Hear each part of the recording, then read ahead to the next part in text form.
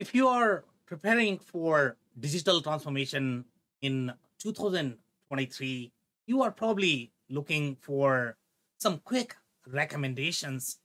And that's exactly what we are going to be talking about in this video.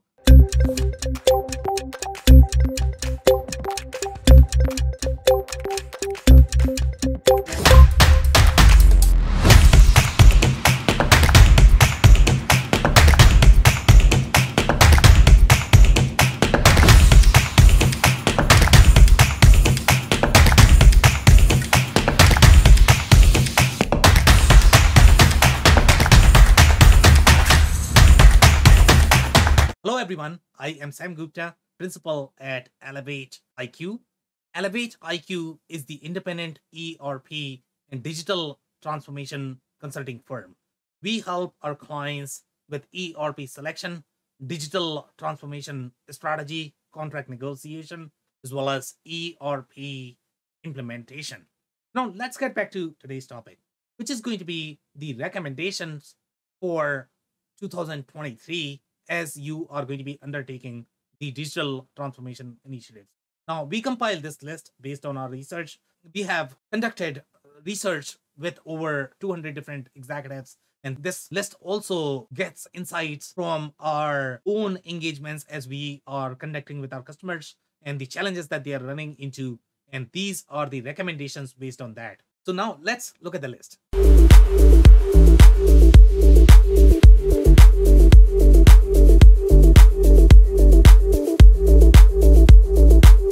Number 10 on our list is going to be ready to kill your darlings. And if you're not familiar with this phrase, typically this is going to be for any of the software or the products that you might have that might be near and dear to your heart.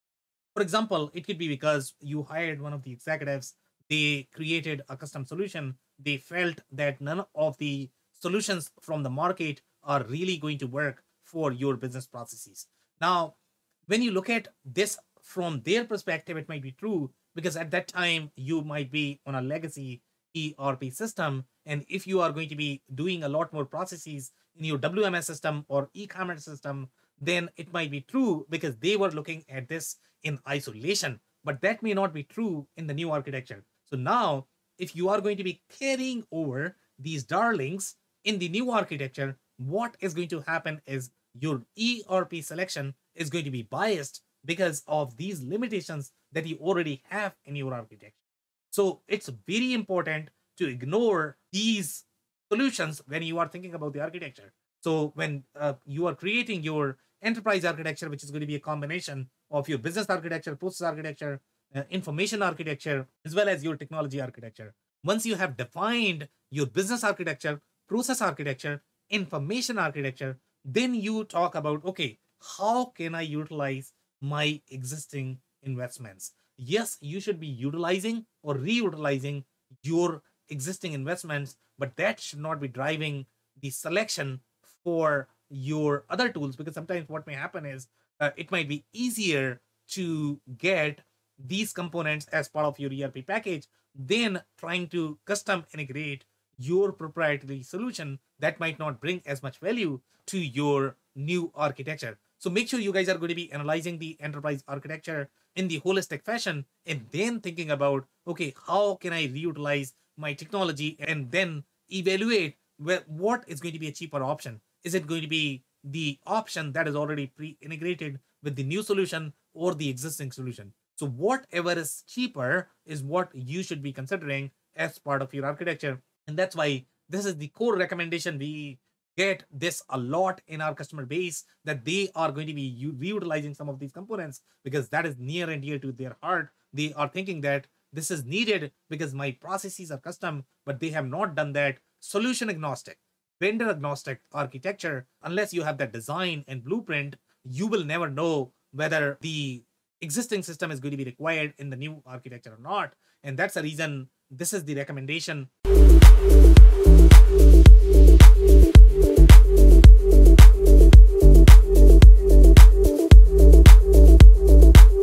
Now, number 9 is going to be invest in master data governance.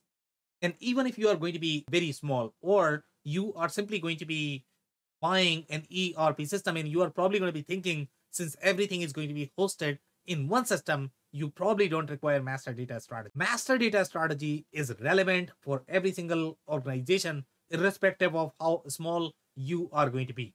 When you are going to be on the siloed systems, for example, QuickBooks or any other smaller systems that are not going to have as tight data integrity, your master data problem is not going to be as big. Sure, you might have a bunch of duplicate data, you might have duplicate vendors, but that might be okay because you can always change the data set as well as any of the dependent transactions in systems such as QuickBooks. But when you are going to be on ERP system, master data is going to be your lowest common denominator, and any transactions that you are going to have on top of it. For example, let's say if you are doing sales order, purchase order, that is going to be tied to your master data. Once you create master data, that typically drives your architecture as well as your processes. Once you corrupt your master data, there may be a case that you might end up re-implementing the whole ERP. That's how big master data issues could be. And that's why it is very important to have governance process in terms of what is going to be a process. It's okay to have multiple people entering customers vendor, but you still need to go through some sort of approval process and make sure that there are some guidelines in terms of what is going to be the naming convention when they are going to be creating the vendors, who is going to be creating the bombs, and the items are probably going to have far more issues from the master data perspective than any other components that you are going to have in your architecture. And that's number 9.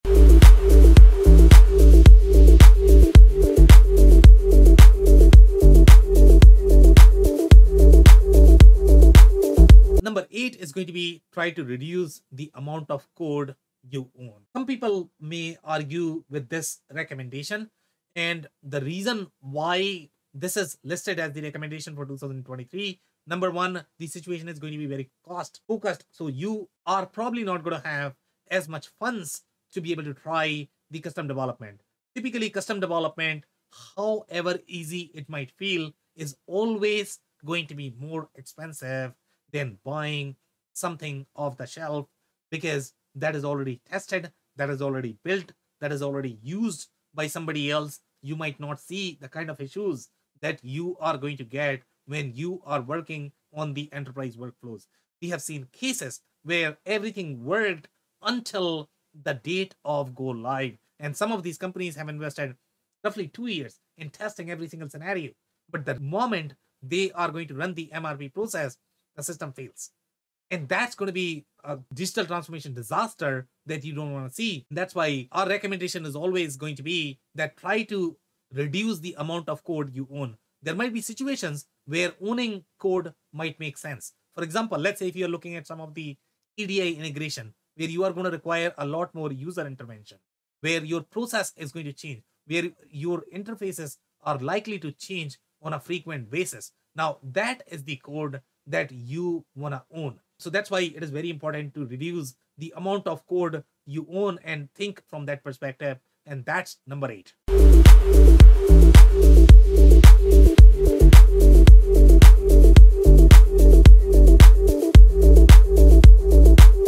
Now, number 7 is going to be don't let your developers or IT managers or even the functional subject matter experts design the architecture. When you think of the enterprise architecture, it requires years and years of expertise. The person who is working on your architecture must see a lot of implementations. And even if they have designed something 2 years back, that's not relevant anymore, because these software capabilities are getting updated on a daily basis. And that's why when you look at the developers, their skill set is going to be sort of the problem solvers. They are going to solve every single problem as if this is a technology problem. Typically, the most problems that you are going to encounter with your digital transformation is going to be slightly more techno-functional issues that are going to be slightly more cross-functional in nature, and they are typically going to be gray. It's not going to be as binary. Okay, and that is the problem that we have with the digital transformation engagement. And if you are going to be asking your developers or IT managers, their perspective is going to be very narrow because they don't understand finance. They don't understand the depth of the sales and marketing. They don't understand the depth of the human resources processes. And that's why it is very important to get seasoned functional as well as technical consultants who are probably going to be working as a team to define the architecture so that you are thinking through all the issues in the vendor agnostic manner as well as in the solution agnostic manner. But typically, your developers, IT managers, or the functional experts are probably not going to be qualified to define the architecture. It is probably going to be a CIO level candidate who has seen many different implementations, many different systems, and they have expertise and all of that. And they are probably going to be qualified in defining this architecture. If you don't have access to them, then maybe hire a consulting company that have the CIO level expertise who can help you define the architecture for your entire business model. And that's number 7.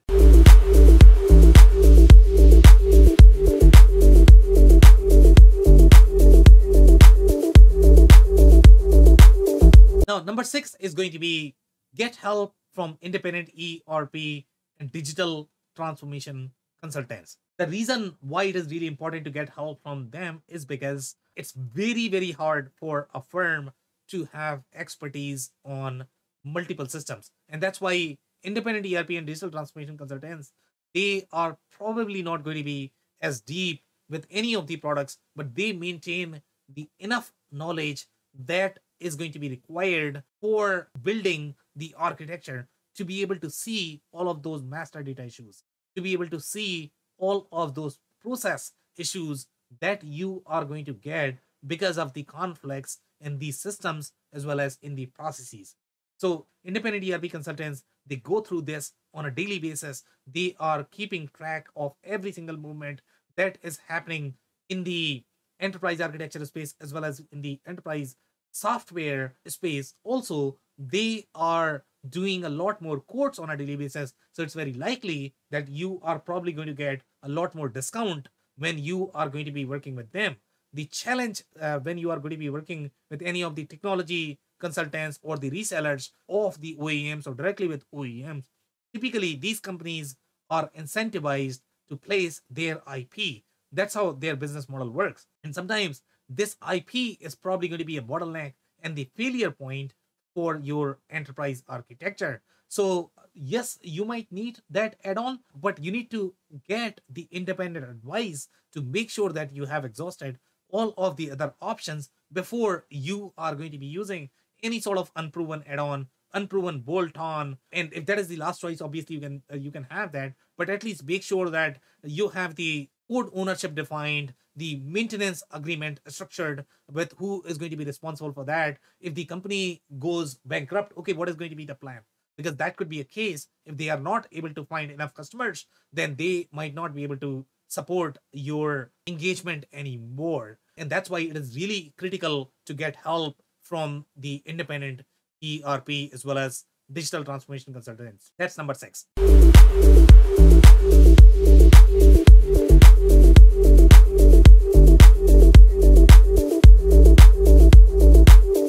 Now, number 5 is going to be invest in pre-selection phase.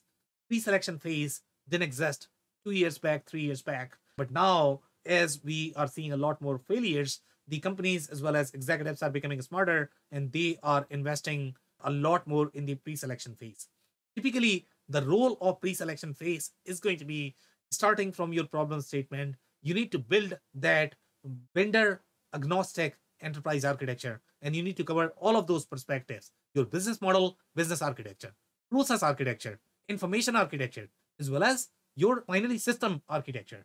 So typically in the pre-selection phase, the most important part of that is going to be you need to involve your users in the pre-selection phase so that they can see how your as is and to be processes are going to be, so that they feel they are involved in the process. If you involve them, then they are going to appreciate and understand how difficult it is to execute these enterprise transformations. They are going to be slightly more serious in testing the functionality. Just because they are going to understand a lot more, they will be able to see the value in that.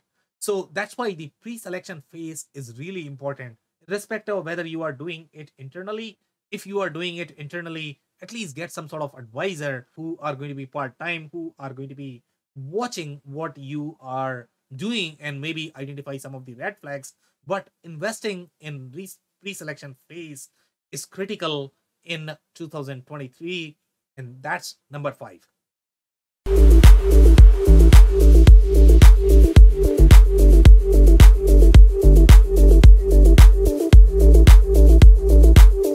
Number 4 on our list is going to be, don't ask your technology vendors to define your enterprise architecture. And this sort of ties in with the other issues that we have already discussed. And technology vendors are going to be expert on only in a couple of products.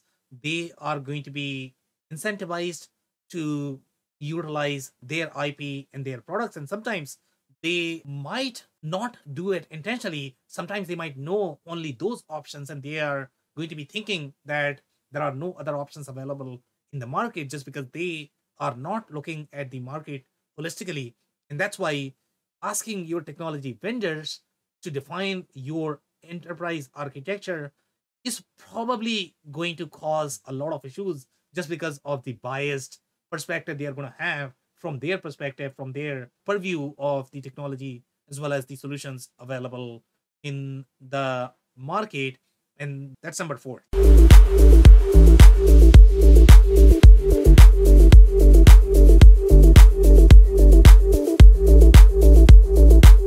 Now, number 3 is going to be compensation and KPI design. When you are doing the transformation for the first time, you might not put as much emphasis on your compensation as well as KPI design. If you don't have the right KPIs as well as the compensation structure that is going to incentivize why your team members should be going through digital transformation, they are probably not going to pay as much attention. They are not going to be as serious in testing their business processes. If their sales incentives are going to be aligned with short term results, and that does not account for any sort of long term vision that you might have, regardless of how much you are going to tell them, they are probably not going to be incentivized. And that's why thinking of the compensation structure from the holistic perspective, from the new business model perspective, what are going to be the behaviors that are going to be driving your enterprise architecture? You need to think about all of that and design the compensation as well as KPIs that is going to be incentivizing all your siloed and functional team to be aligned with your vision. And that's why this is the recommendation for 2023. That's number 3.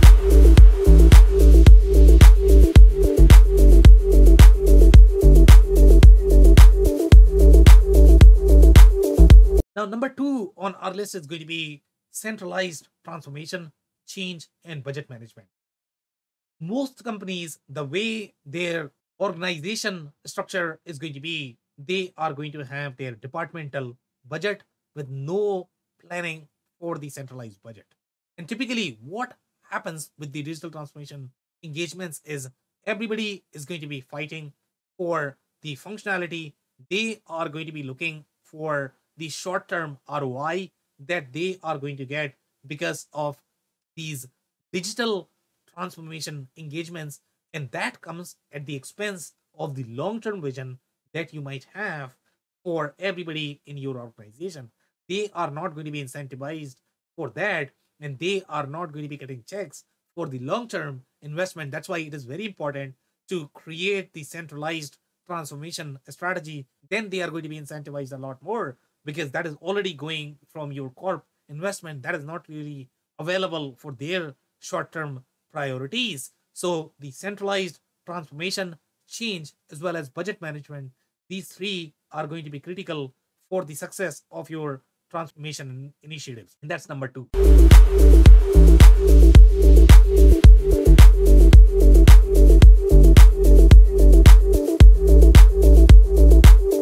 Now, number 1 on our list is going to be reassess your current architecture and systems. When you are going to be talking to any of the technology vendors or the OEMs, they all are going to claim how newer technologies such as cloud is going to solve all of your problems. That is rarely the case. When you are thinking of any of the transformation, first thing what you need to do is you need to define your business model, you need to define your architecture. You also need to reassess. If you are bringing a new technology, there has to be a reason. There are cases when the new technology can streamline your processes. You might have the over engineered processes as well as systems. You might be doing duplicate data entry, you might be putting a lot of admin efforts just because of those legacy systems. So yes, the newer systems are going to help in those scenarios. But simply thinking that, you know what, cloud is going to solve my problem, newer technology, AI is going to solve my problem. That's not how technologies work. So what you need to do is, again, you need to go back and think through your architecture. Why you are buying a specific component, how the new component is going to fit in your architecture, what is going to be the interaction model, and do I have a compelling reason to bring in a new technology? Because bringing a new technology is always going to be disruptive. It requires a lot more effort to bring that. It's going to require a lot more effort in terms of testing, and sometimes you might be better off in simply streamlining your current systems as well as architecture than bringing in a new technology. So make sure you pay attention to reassessing your current systems and architecture before implementing a new technology. So that was number one. On that note, if you enjoyed this video, make sure you check the link that we are going to include in the description. And this podcast is also available in the audio format. If you like, you can subscribe on Spotify, Google, as well as Apple. And if you have not downloaded our 2023 digital transformation report, we are going to include the link for the report in the description. So check that out, as well as don't forget to subscribe on our YouTube channel so that you are always updated with the new videos that we are going to be publishing. On that note, thanks for tuning in. I'll see you in the next one.